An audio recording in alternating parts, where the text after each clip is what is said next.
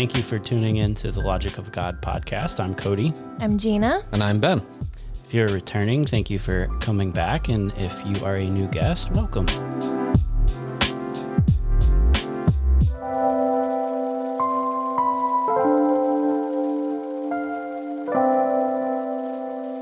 We just did a very sad and controversial episode on Dinah and what happened to her. And now we're jumping back into the story of Jacob and what happened from there. Genesis 35, God said to Jacob, "Arise, go up to Bethel and dwell there, make an altar there to the God who appeared to you when you fled from your brother Esau." That first verse in and of itself is jam-packed full of symbolism and direction, and I think even maybe like correction a little bit from God. We can get into what some of the ancient traditions are, but I find it really interesting here that even just the word arise, it's like a call to action that is very direct. Arise, get off your butt and go. And it implies that Jacob dilly-dallied a little bit, and maybe even what happened to Dinah was like divine punishment in a way. And that's something from the Bereshit Rabbah. What does it say about that? That's an interesting concept. Yeah, so it claims that Jacob's detour in Succoth and Shechem. So in Succoth, he built a house. In Shechem, he erected a tent and an altar. But that was disobedient and delayed him in obeying his vow, which led to the tragedy that befell Dinah in the last chapter. And then in this verse is seen as corrective, as a command by God to get him back on track. So it's not that God was like cruelly saying, okay, you're not going to listen or your daughter's going to get it. No, it was more just like when you set your face on things that God has not commanded of you in this covenantal relationship, especially after the blessing that he received, God's like, all right, people are going to do what people are going to do, and you're going to fall victim to that. Because as soon as Jacob in this chapter sets his face to obey and go to Bethel, God fills all of the people around them with terror. So there's a huge difference in the way that their family gets treated when he's being obedient. So I really like that perspective because we get distracted a lot. And I know for Cody and I, in our season of waiting, we tend to be like, all right, let's just grab whatever is the easiest thing that makes the most sense, and that's what we're going to do. And really, it's no, just wait or listen for my command. Yeah. Yeah, and that's the hardest part. Patience is not something that I think human nature is okay with. Yeah, it's weird. It feels like Jacob has been dragging his feet a little bit. Coming from Laban, it seemed like he was all gung-ho to go back to Bethel. And yet now that he's in that general area, he's pretty close. Suddenly he stops and he goes to a few different places. He builds a house and then he moves from there. And then he settles near a city. And then all sorts of terrible things happen there. But even with that, like we talked about in our last episode, it felt like he was potentially entertaining the idea of marrying into that city, into that people, into that culture. Maybe starting up something of his own nation there. Kind of taking a shortcut around what it is that God has asked of him and his fathers before him. And whenever we try to take a shortcut around what God has asked us, it tends to end poorly. And so at this point, God is being very direct. He's saying, no, get up and go here. And there are some other interesting things that happen here. For one, Jacob's new name is reinforced by God. Which is weird. It's like, why he was already renamed Israel. Why is he being named Israel again here? You see where the distinct name changes. And so like when you're reading in 32 about him wrestling with the angel of God, which is Jesus, great. He's told this is your new name, but the Bible still calls him Jacob until God reaffirms this name. To me, this is like in the first verse there, like this is connecting the dots for Jacob because the revelation of God, and Ben and I were talking a little bit about the dispensation earlier of the revealing of God throughout time. And chapter 35 opened up with God said to Jacob. And then later on it says, go and make an altar there to the God who appeared to you. So God is referring to himself as in the third person here.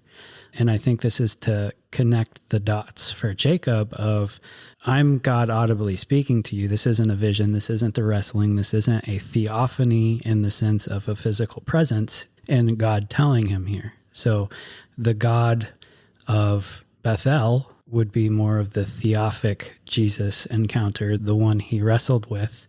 And he's connecting the dots for Jacob here, I think, of this early on two powers in heaven motif that we've talked about and that here in the first verse. It's like an authentication of Jesus's authority. God is saying, you're going to worship him. Like you're making an altar to make sacrifices to show your relationship or like your loyalty.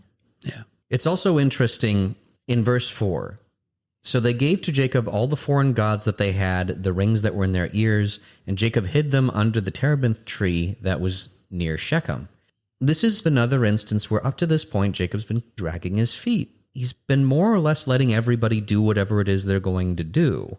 They had their own gods. They were a mishmash of peoples and beliefs and whatever, and he was okay with that. And they went to Shechem, and he was okay with the fact that they were not his people, and he was going to mix with them. But here, now it's required that he takes a concrete stance. Is he belonging to God or not? Verse 2 is interesting for that because God gives him the instructions to go and make an altar. And then in verse 2, Jacob tells his household, put away the foreign gods that are among you, purify yourselves and change your garments.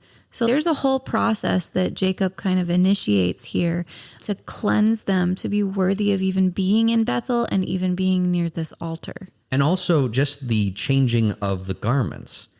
It's like what you were before is no more. You leave all of that behind. Everything that is connected to your old life is gone. It's an act of circumcision for Jacob, but it's not something God distinctly told him to do. It's just something that he's doing, I think, out of honor and reverence. Maybe he's finally like really realizing who God, we know that he does because he says in verse 3, then let us arise and go up to Bethel so that I may make there an altar to the God who answers me in the day of my distress and has been with me wherever I have gone. He's finally accepting. Well, and you say finally, and it does feel that way, and yet we see that Jacob does still continue to make mistakes. We see the mistakes in the story of Joseph. We see his mistakes up to this point, even after wrestling with God, and he steps forward and is before his family and protects his family in case Esau turns against them. He will be the one to die first and give everyone else time to run. It seems like he is constantly, finally, learning the lessons he needs to learn, and yet there's always more for him to learn. And that's, again, I said this before in a previous episode, it would be nice if the Bible read like a story. Usually in stories, suddenly there's an aha moment, and from that point onward, the person acts in accordance with what they know to be true. But that's not true to life. We are constantly being shown aspects of God. We are constantly coming to know God better. And yet, despite the fact that we should at that point know better than to doubt God or to question things or to fall apart or to have moral failings, we still do. Jacob needed to constantly be reminded of the God who was with him, the God that he saw at Bethel. And remember, he made that pillar to God at Bethel long ago at this point. And now he's doing it again. He's coming back to that point. And yet, this is in many ways in line with his promise, that if God brought him back to Bethel, and it's interesting that despite the fact that Jacob is dragging his feet, that is literally what God is doing. God is the one, not Jacob, who is bringing him back to Bethel. God shows up and says, okay, come to Bethel. And it's only at this point that God tells him that's what he's doing. Then suddenly he makes his household God's. His household belongs to God now. Yeah, he's fulfilling his end of the bargain. Like he is finally accepting that, okay, you made the deal. Like I made the deal with you. If you brought me back here, then you will be my God. That is that, I think, faith and allegiance, like he's now fulfilling his end. We're getting rid of all of these gods that have been in the camp. Up until this point, it seemed like Rachel still might have her idols. They're obviously other gods that he's bringing with him. And he's, okay, yeah, my household now is purely Yahweh. When Laban pursued them, and Rachel had stolen the idols of her father, you hear Jacob curse the person who took those idols, but you don't hear him curse the people in his camp that have idols in general. This is this moment, like this is the pinnacle moment for him and his group where he's like purifying them finally, because there was a lot of like mess that came from when they left Laban. And I think before, he may have known that people would have had a difficult time giving up those things. And now that he had wrestled with God, it emboldened him to make this kind of a statement, but also it feels like a commitment. It's more of like a marriage than it is a happenstance family that left Laban and is wandering around. There's intention there. Go ahead. No, I think this is like fulfilling the other side of the covenant. A lot of people like to think that God is the only one responsible for fulfilling any part of the covenant. And God will always fulfill his promises, his end of the bargain. But that doesn't mean that human, culpability is not required for the covenants with God. And Jacob now stepping into that. I need to start doing some things out of faith for God, out of my trust, belief. Esau could have easily killed us. He didn't. I got to see God's face and I lived. Like I'm blessed because of that. And another blessing, like there is time after time that he has been shown that God fulfills his promises. And now it's time for Jacob to start transitioning into at least trying to fulfill the humanistic side of the bargain. There's also something interesting in that when Jacob had made this deal with God, he had nothing. And so it didn't really cost him anything to say, you know what, God, if you bring me back here, then you will be my God. It felt like God would have been doing him a solid because at this point he had nothing, no family, no children, no wealth. All he had was the clothes on his back, and he was running for his life. But at this point, now returning to Bethel actually costs him something. It's not God doing him a favor bringing him back. It's now, I'm about to come back to Bethel. I told you that I would make you my God if you did that.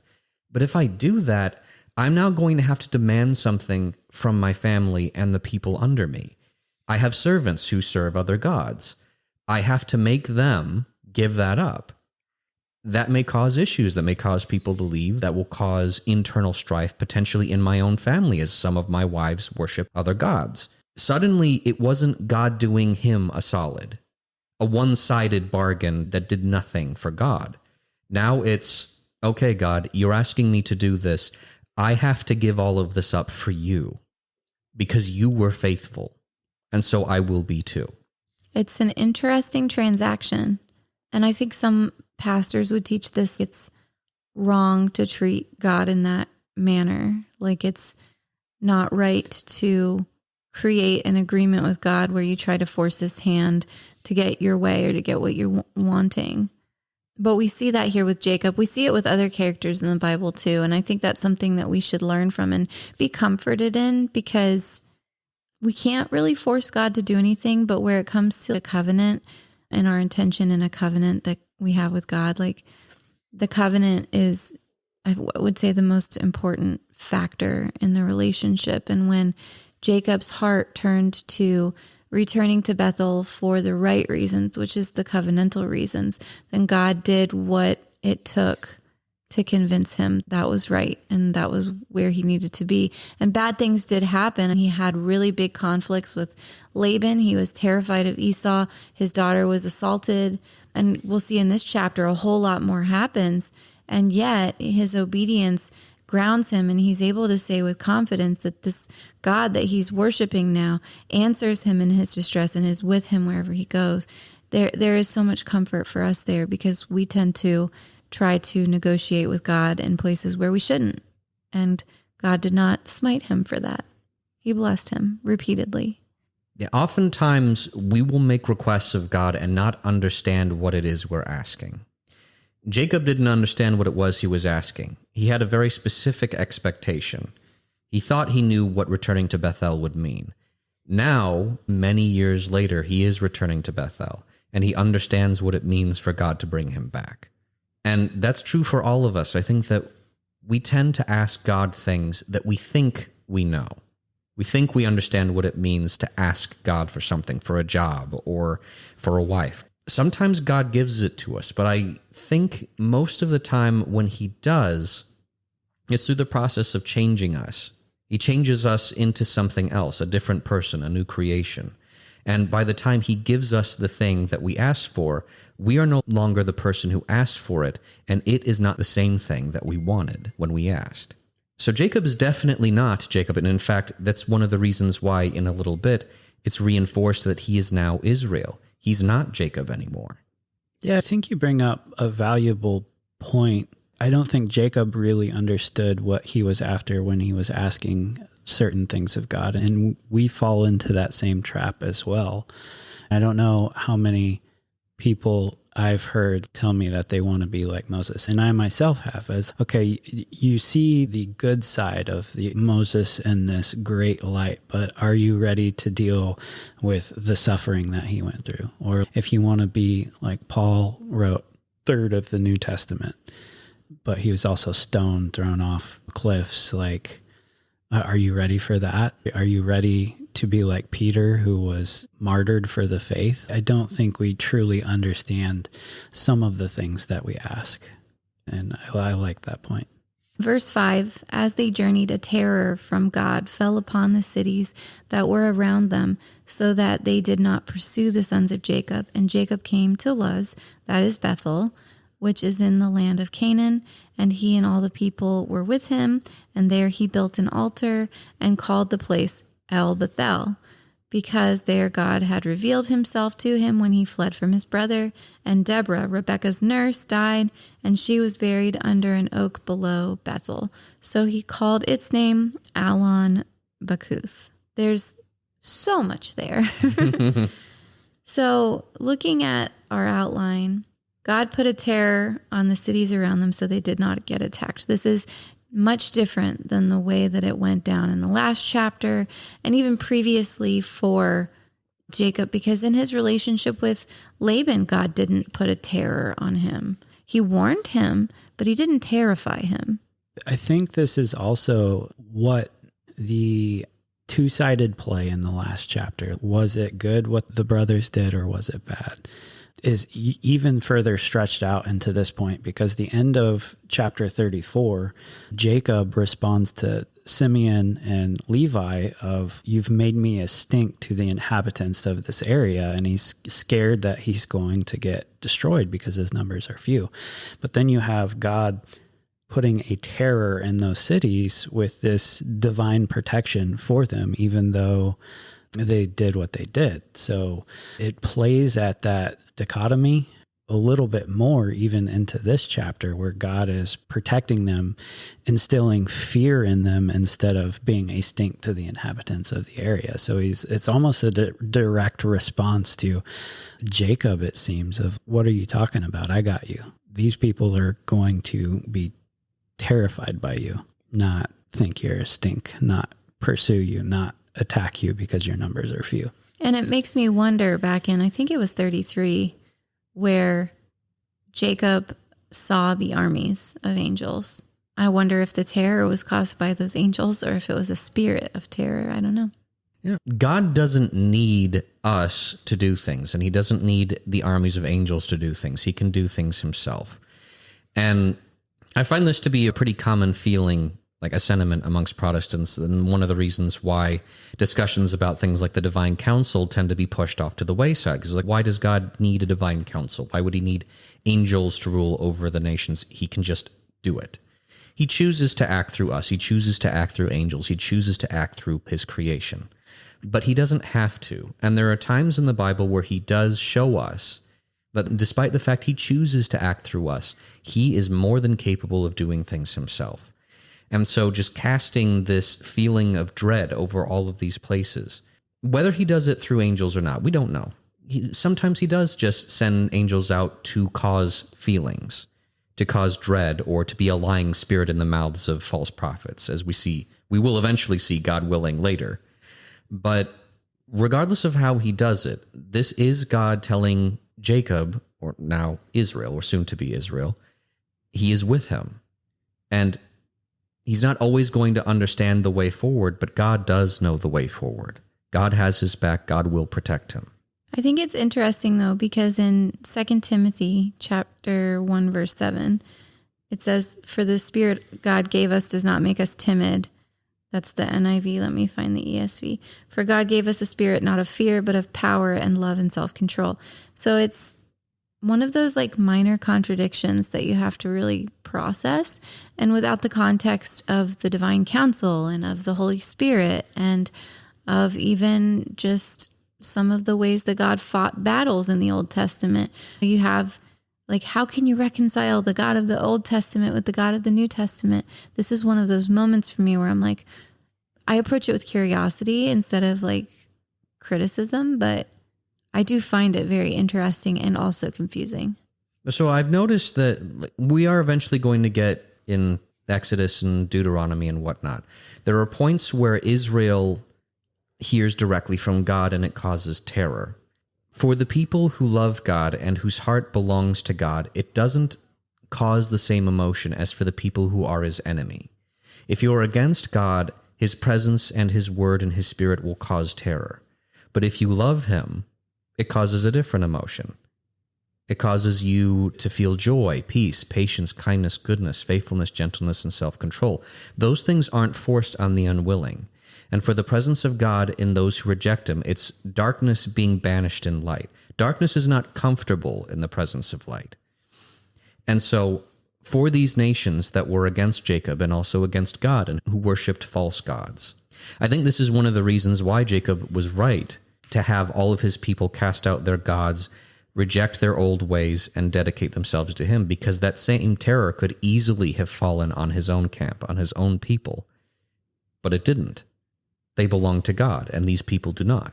And so they were able to travel without that terror, and these peoples had it. So why name it El Beth El? God, house God. God of the house of God. Seems redundant. Or is he referring to the two gods because God is making him build an altar to the other god that he saw? So, yeah, I think this is another play on the two powers of heaven, like that whole idea of this is God, the one who came to me in vision, of the God who appeared to me when I was in distress. So it's like God in God. The Lord said to my Lord. Interesting. That's how I take it. It'd be nice to have more depth in that one. I think it's a pretty solid analysis.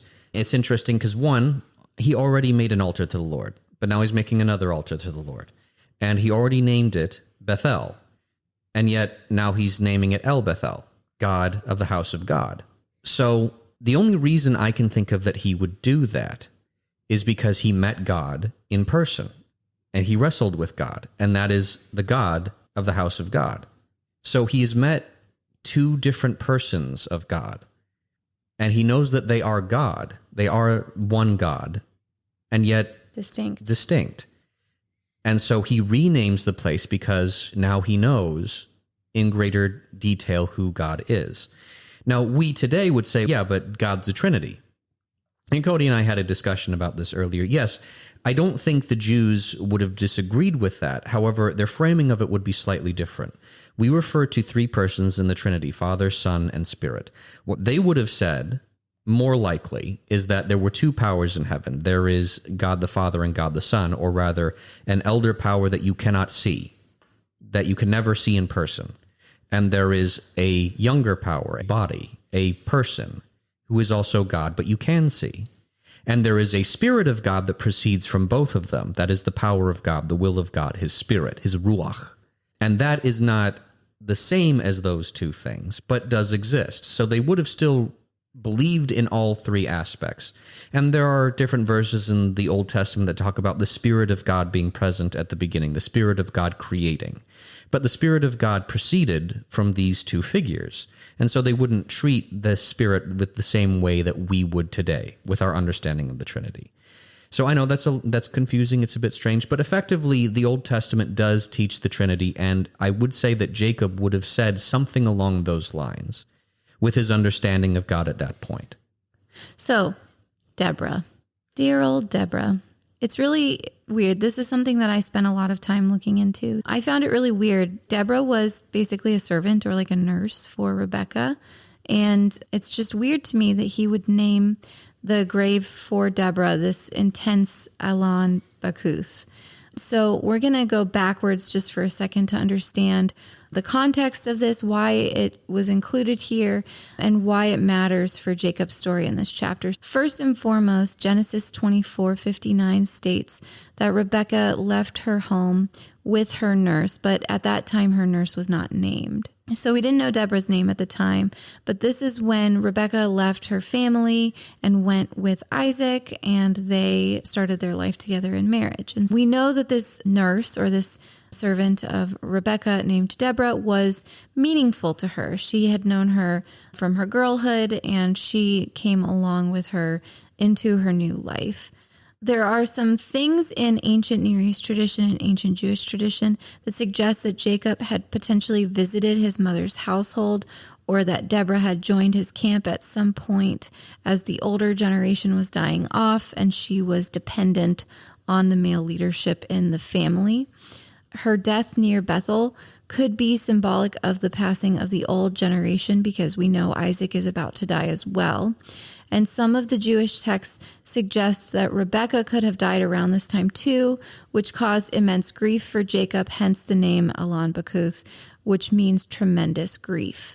So both of his parents potentially are passing away in this chapter, and it adds a layer of emotional complexity to Jacob's story here, and why he had some of the reactions that he did, why he didn't react to certain things in this chapter. It was just busy for him, and it was full of grief. Even though he had heard from God, even though he was blessed for another time here in this chapter, Jacob was grieving. And so the meaning of Deborah being present probably had more to do with the older generation passing away and causing him immense grief, because then he's the oldest generation and he loved his parents. We will also see, in some way, it feels like each generation is somewhat diminished. Abraham has a lot of contact with God. It's near constant. Isaac, it seems he has some measure of contact, and to the point where he's able to give people blessings through the power of God. Even if God may disagree with the blessing, he's still, for some reason, able to give people blessings on behalf of God. And that's why that has any power at all. Jacob also seems to be that way, but it seems a bit less in some way. And we get to Joseph, and suddenly Joseph doesn't hear directly from God at all. He does, but he doesn't. He's able to interpret dreams, but we never hear about God actually showing up and speaking to Joseph. He seems to have understanding and knowledge from God, but he doesn't speak to him. He doesn't interact with him. And so Jacob's connection to this older generation that we see in the previous chapters, the long lives gradually getting shorter and shorter. And so in some ways that almost mirrors this idea of the connection, the in-person presence of God being less and less felt. It's only really at this point that Jacob physically sees God, and it's only for this very short period. We don't see him interact with God much outside of that at all. It's more than just a lament of the people. It's like how when we look at the generation from World War II, the greatest generation, we're losing that. More and more people from that time, the people who had that mentality. The wisdom and the know-how. When we look at today and how our generation doesn't know how to do half of the things that our parents' generation knew how to do. My grandparents, they were making cheese and wine in their basement, and they knew all of these survival skills, like how to make soap out of lye. And we don't know those skills. We don't know, women today are not trained on how to sew clothing. If there were another Great Depression, we would have to just figure it out and suffer. What is that saying, that strong men bring good times, bring weak men. Weak men, yeah. Weak men bring bad times bring strong men. Yeah. And so you every have third generation. Yeah, you have that.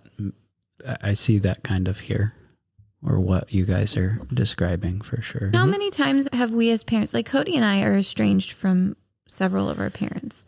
So I'm estranged from my mother. He is estranged from his father. And there have been so many moments in life as parents, as spouses, as Christians, where we've wanted to have that parental wisdom, that like we've craved it and longed for it, and we don't have it, and we grieve that. And I just sense that grief here for Jacob. It's crap's really getting real now. Yes, he had the blessing from his father when his father was going blind and senile, but now it's real. Like now his parents are dead. They're dying. Like it's over. And the possibility of that comfort or those memories or just that contact with that loved one, like it's done. And I think that takes a lot of it out of Jacob in this chapter. I think we saw it with Dinah, where he was like really more concerned with his reputation than he was with justice and righteousness. And we see that here again at the end of this chapter too. There's just so many funerals he's planning, it seems like he just can't deal with all of it. And God comes in this next verse in 9 and 10, and he blesses him again by renaming him. And I think that's a comfort to him, but also it's a lot to take in. So from my perspective, I haven't lost many people. I've lost my brother, and one day my parents will pass on as well. And after the death of my brother, I spent a lot more time thinking about what's going to happen, how I'm going to feel, how things are going to be as more and more of my dear friends and family pass on. And when my brother died, part of me died with him. And it's not a part I can ever get back as long as I'm alive. It's waiting for me with him. Now, as sad as that is, and as hard as that is, it's necessary. Because as I lose parts of myself, as the march of time takes more and more of me away, I have to replace that with something. We can't live incomplete. And so you have to replace that, like you said, with something. But what do you replace it with? As a Christian, I replace it with God. I seek God, and God brings more people into my life. You guys I met a decent amount of time after my brother died. And so this friendship that we have has in some ways taken that spot that my brother's friendship had. It's not the same. It's just like with Job, you can't replace children with children. You can't replace friendship with friendship. But there needs to be something that occupies that space. And for Jacob, I think that is very much what we see as well. Parts of him are dying off. Parts of him are being taken away as the people that he knew and loved and relied on at one time, and the generation that was so close to God that could literally give blessings through him. That power that Jacob doesn't know, it's gone, it's leaving, and he's being left with him, just him, and he doesn't know what he's doing. But to replace that, God shows up. And I think you're right, Gina. I think that God is helping him through this. As hard as this time is for him, as many people as he's losing, and as confused as I'm sure he is, God is coming in and helping him through it, and granting him power, granting him strength, and helping him to become the kind of person he needs to be to endure it. This is that Abba Father mercy that we hear about a lot in the Protestant non-denominational churches, but to know that your mother is dead and that his father is close, and God appears and says, your name is Jacob. No longer shall your name be called Jacob, but Israel shall be your name. That's the role of a father, to name his son. And I think God is having such mercy and kindness for Jacob by reaffirming what Jesus already said to him and saying, this is true, and I'm here, and I've been here. Yeah, it's a bit reversed of what his father experienced. So when Isaac was going through his sorrow for his parents, when Sarah died is when Rebecca pops up, and she's the one who helped Isaac through the death of Sarah. And you see the opposite here of Jacob's losing his parents. He loses the wife he loved here shortly, but God is fulfilling that. And it's an interesting reversal of stories compared to his father, where his father was comforted by someone else besides God, but now Jacob is having to turn to God for comfort. Yeah, and this is the second example in this chapter of something being renamed. So there's 3 examples in this chapter of renaming. This is the second, and it's also the second renaming for Jacob. And that's meaningful because Abraham actually had the same. So in Genesis chapter 12, Abraham was renamed, and then it was finalized in Genesis 17. So it's a interesting thing because Isaac didn't get renamed, so it skipped a generation. But then Abraham and Jacob have this in common. It's also interesting because Isaac didn't have to suffer the same way that Abraham and Jacob did. Which isn't to say that Isaac didn't suffer at all. And the Agate is a pretty good example of suffering, and yet that was a one-time thing. And Isaac did have some hardships, but they were resolved pretty easily and quickly. He was able to find his own area and get that drama resolved that the locals were having with him. He had a feast, and then it was all settled. But for Jacob, he spent most of his life wandering, rejected from his home and being afraid to return, and then having issues with Laban and losing many people that he loved, the death of his wife. And for Abraham, he had very similar issues. He was also a sojourner, wandering for years and years, waiting for a child that never seemed to come, trying to take things into his own hands and then having problems with that. Everything he does seems to be wrong. And then finally, in the twilight years of his life, he gets his child, and shortly after that, he loses his wife. Suffering seems to be connected directly to how closely you get to know God.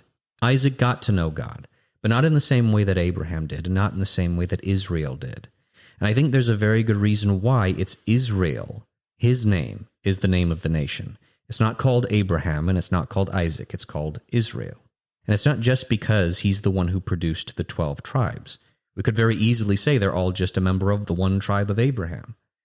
But no, there's a reason why Israel is the one, because Israel is the one who struggled, just as the nation will continue to do as we continue to look through history. The nation always struggles, always long suffers, always perseveres. And it's through that they come to know God, and it is through that suffering God is known in the earth. God reaffirms this covenantal agreement of being fruitful and multiplying, which mirrors the very beginning of the Bible with Adam and Eve, but also it mirrors Jacob's having a lot of children with 4 different women. But he's still commanding him to be fruitful and multiply. So I think now the promise has probably changed from bearing children to actually developing these nations, and then also like the nation of Israel. So it's an interesting charge here because it changes. It's the same language, but it's not the same calling. And then I won't read all of the scripture. It's a beautiful reaffirming of the promise. But then Jacob sets up another pillar in the place where he had spoken with God, a stone pillar that he poured a drink offering on and oil. And then he renames the place Bethel. So in verse 16, then they journeyed from Bethel. When they were still some distance from Ephrath, Rachel went into labor, and she had a hard labor. And when her labor was at its hardest, the midwife said to her, "Do not fear, for you have another son." And as her soul was departing, for she was dying, she called his name Ben-Oni, but his father called him Benjamin. So Rachel died, and she was buried on the way to Ephrath, that is Bethlehem. And Jacob set up a pillar over her tomb. It is the pillar of Rachel's tomb, which is there to this day. And then Israel journeyed on and pitched his tent beyond the water tower of Edar.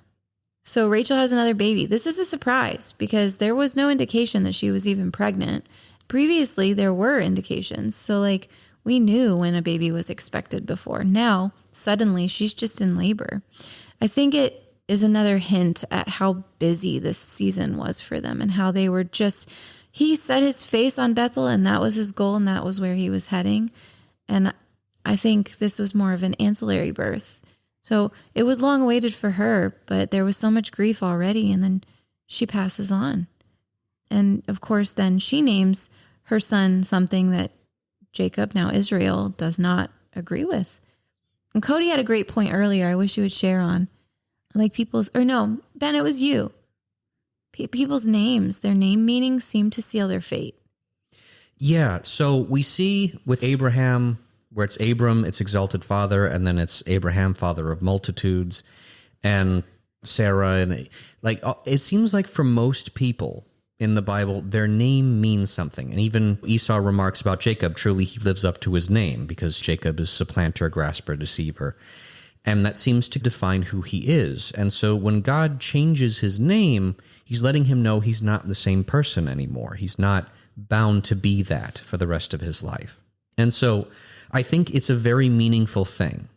In fact, it's certainly a meaningful thing that Jacob, now Israel, changes his son's name from Ben-Oni to Benjamin. Because if he didn't do that, he effectively would be, Ben-Oni is son of my sorrows. It can be argued it could also be son of my strength, but generally it's accepted it's son of my sorrows, or son of sorrow. He would be forced to bear the fact that he killed his mom for the rest of his life. He was born amidst a whole bunch of tragedy, a whole bunch of terrible things. And like you're talking about, like this is a very hard time for Jacob's life, for the whole camp's life. A lot of bad things are happening, and it's ridiculously busy. And despite all that, Jacob takes his son and he says, no, you're not going to have to bear that for your whole life. Every time I say your name, you're not going to have to be reminded of the condition in which you were born and what happened because of your birth. I am going to remember you as the son of the woman I love. You are the son of my right hand. That's what it means. He's referring to his wife, Rachel, as his right hand, the woman he loved, the woman he chose. And this is her son. I liked it could also be geographically motivated. Like when we were talking about Lot going left and all of that, going right into the promised land instead of going left into the land of wandering exile. Jacob has a new purpose here. He's Israel now, and he is now entering back into this land that was promised. And he is being called to be fruitful in that land and to multiply his people. And Benjamin is like this gateway into that new life. And it's a cool contrast to like the left turns that have been made continuously since the time of Abraham, since the time of Eden, really. So I really like that. And I found it really notable that Rachel was buried on the way to Bethlehem or Ephrath, and he built a pillar over her tomb. So my two questions here were, was it like spiritually okay for him to build a pillar where her tomb? Was that something that was really only meant for God, or was that something that was more just, it held meaning to him and it was his special quirk or a cultural thing to have a pillar erected whenever something meaningful happened? And then why wasn't Rachel put into the tomb where Abraham's family and even Leah eventually gets buried? Because Leah's not the woman he loves, but Leah is the one who gets placed with the family for burial. So those are my two questions. In doing my study, it seems like in ancient Near East context, pillars were more symbolic for like memorials, boundaries, and religious markers, like grave sites could have had a pillar. And so it was appropriate and acceptable. It wasn't sacrilegious that he was erecting this pillar. But you'll notice that he didn't anoint the pillar and he didn't leave an offering with the pillar or pour anything on it or anything like that. It seems like it's a different meaning to him than what he would have done for God. And then also there's a lot of like ancient tradition around why Rachel was buried in this other place instead of Abraham's tomb. Some Jewish scholars will say that Jacob had her buried there with a pillar to be a beacon of hope for the Israelites that would be in exile in the future. And then Matthew 2:18 applies this passage to the slaughter of innocents under Herod, tying Rachel's grief to the Messiah's birth, especially being that it was in Bethlehem that it happened. And then also just that Jacob was told where he needed to go. And if it really was a corrective command because he had delayed and dilly-dallied a little bit, then he could have taken this as a covenantal thing that he needed to stay focused on. No matter how much it hurt him and no matter how much he loved her, he was going to obey and have self-control for the covenant instead of his own personal desire. And then obviously it's interesting that the author of this chapter, Moses, says that this pillar still exists to this day, the time that he's writing this down or sharing this oral tradition or whatever. It seems like it's meaningful to him that it still exists. And Rachel's death wasn't for nothing. It was just the purpose of her life and death was different than the purpose of Leah's. And that's not a bad thing. And it's not him saying she's not important anymore. I think it's interesting that Rachel dies here and wants to call it Son of Sorrow. They're in Bethlehem. And then Jacob renames it Son of the Right Hand Jesus is born in Bethlehem, the son of the right hand, like the right hand of God is there. So potential connections there. Maybe that's reading a little too much into it. I don't think so. It's cool. But she's not from the Messianic line either. No, but Jacob is setting this place up as sacred, and it's where the Messiah is ultimately born later. And it's where Benjamin was born, who is renamed the son of the right hand. And God's right hand, God's son, the right hand of God, who's enthroned at the right hand of God, is born there later. So definitely interesting and beautiful. So going off of that, and then, yeah, I'm with you. I'm not sure entirely how to gel all this together, but Benjamin was generally considered to be the least of the tribes among Israel. And if you look at Micah chapter 5, verse 2, but you, Bethlehem Ephrathah, though you are small among the clans of Judah, or the smallest among the clans of Judah, out of you will come for me one who will be ruler over Israel, whose origins are of old, from ancient times. The least of the brothers, the smallest of the brothers, who would become the smallest of the tribes, is there, but his name, given there in Bethlehem, is the son of the right hand. From the smallest comes the greatest. Now, that isn't to say that Benjamin was named that because the Messiah would come through there, but I do see a lot of symbolic meaning. And also the idea that his initial name was son of sorrow, or son of my sorrows. It seems to indicate, if we're going with this idea that there's symbolic meaning here, a tragedy is going to come, and yet something beautiful will come from that tragedy. Jesus' death is not where the story ends. It's Jesus' resurrection. It's not the sorrow of death, it's the victory over it. So I do think there's definitely something to it. I'm not sure how much to invest, but I'm glad you said something, because I hadn't thought of that, and that's interesting. yeah, just wish I would have caught that earlier so I could have looked into it, but just the connection there, like directly below Benjamin is Bethlehem, and then the son of the right hand. They even mention Ephrath. Yeah. And both are mentioned by Micah. But he keeps going. Yeah. He doesn't just stop there and weep like I think I would if I lost my spouse that I loved. And he pitches a tent, and then we see this transition in language. So he goes from being Jacob to being Israel in verse 22. So while Israel lived in that land, Reuben went and lay with Bilhah, his father's concubine or other wife, and Israel heard of it. Interesting. And the Bible just scoots back this point, like, oh yeah, it happened. And now here are the names of all the brothers. Could you not have given us a little bit more on this? Is he pulling a ham? Is he just laying next to her? Is he moving her bed? Because that's what some of the traditions say. Yeah, what is the word lay there? Wayiskab, and lay with. So yeah, laying with, you can interpret it that, but like generally, that's not the kind of thing where it's, oh yeah, he just laid next to. Okay, what? And Israel heard about. Okay, so what was the point of that? Why is this a problem? It's indicated that it's a problem. Israel knew about it. He heard about it. At the same time, there doesn't seem to be much of a big deal made about this. So what's the point of including it? For me, I'm not an expert in any of this, and I would have to do a lot more investigation into it to say I know with any degree of certainty. So take this with a grain of salt. Personally, I think the reason that this is mentioned here is to let us know why it is Reuben is not chosen. Judah is chosen. Reuben is the eldest son.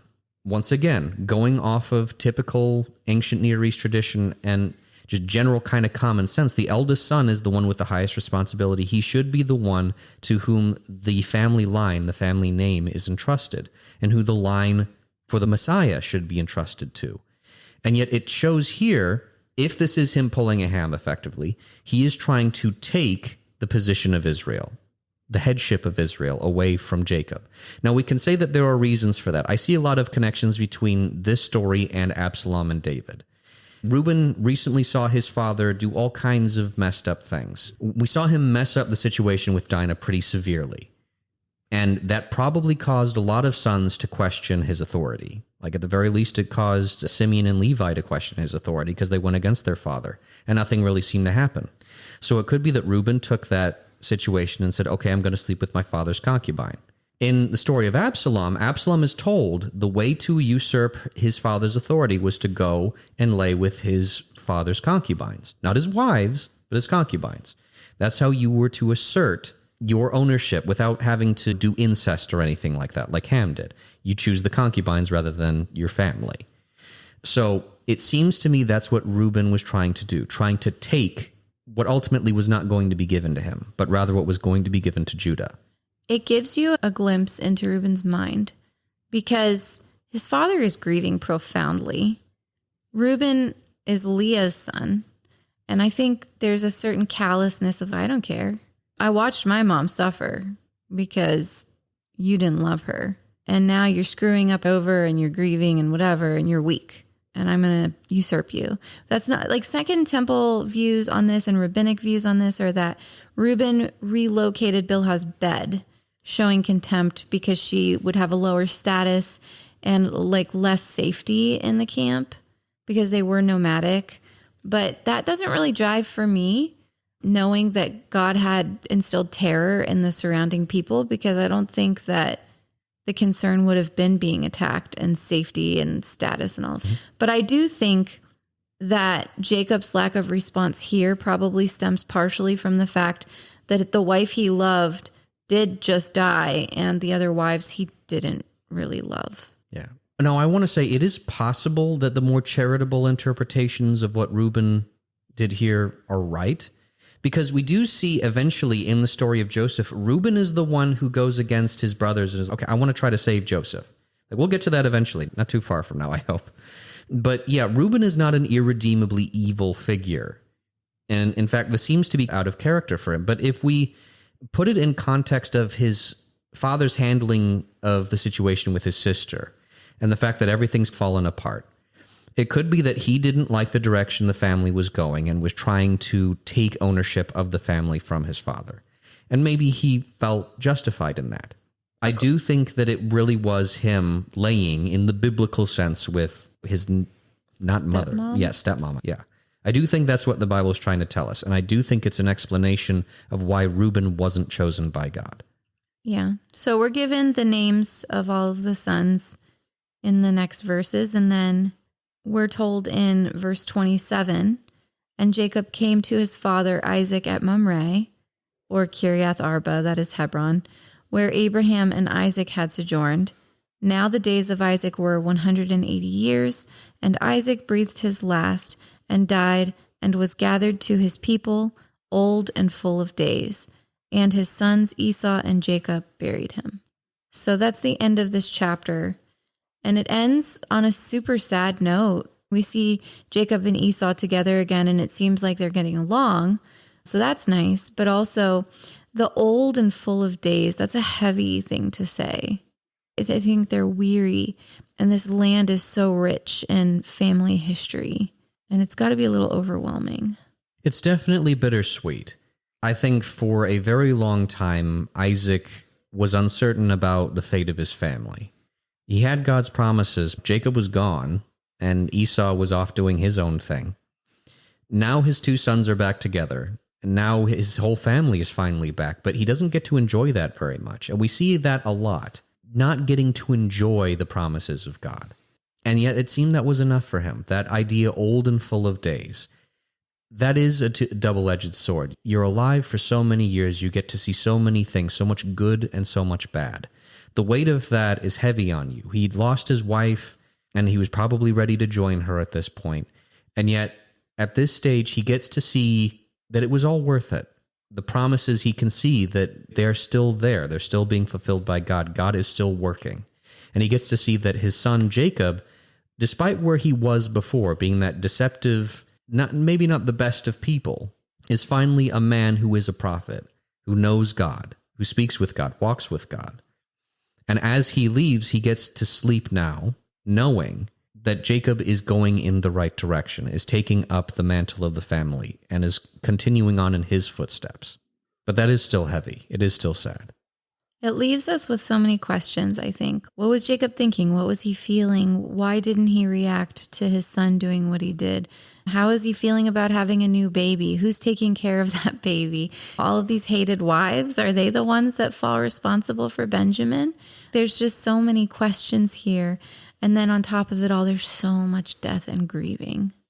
And it gives you hope because we know there's more to come. God doesn't leave it here. God wouldn't leave us there either. He doesn't. And he gives this beautiful blessing to Jacob in the midst of all of this. But man, it's heavy. Old and full of days. I feel like that sometimes. And I have no idea what it would be like to live to 180. Yeah, it's hard to think about. Jacob is also an old man at this point. Like he's 120 around there. So he's also old and full of days, especially by our standards now. And he hasn't gotten to even really live. No, he's been on the run. And I do think verse 22, there's so much going on here at the end for Jacob. It could be he heard about it, but there's just so much going on. He's not going to deal with it now. And I do think it could lead into why he doesn't choose Reuben later, or why Reuben is passed over for Judah. And that's good, but it could be just because he's going through so much mourning right now that he just can't deal with it. Could be that Reuben is now older, and if he was to take Reuben head on, he would lose that battle. Jacob's character is more diplomatic, so this could be a more diplomatic approach for Jacob. Yeah, we don't see the resolution of verse 22 until chapter 49. Yeah, later when Jacob gives out blessings. But I do have to say, if this teaches us anything, and you are what you eat, we need to stay away from sandwiches. Otherwise, we're going to become usurping children. Reubens and ham sandwiches. Oh my goodness. Just don't name your children after sandwich meat. pathways to usurp. That's hilarious. Did you come up with that? We need a t-shirt. Oh my gosh. And I was going to name my kid Turkey or Club. Club. Yeah, is there a biblical theme of Monte Cristo. modern sandwiches now that are just terrible people in the Bible? Cheesesteak? Cheesesteak. Y'all want some cheesesteaks? No. Thank you so much for taking the time to listen to our podcast today. If you liked what you heard, please feel free to subscribe and share and leave a positive review. And if you would like to connect with us on social media, you can do so on Instagram and Facebook at The Logic of God. You can also send us an email at main.thelogicofgod@gmail.com. Thanks again for listening. We hope you have a great day.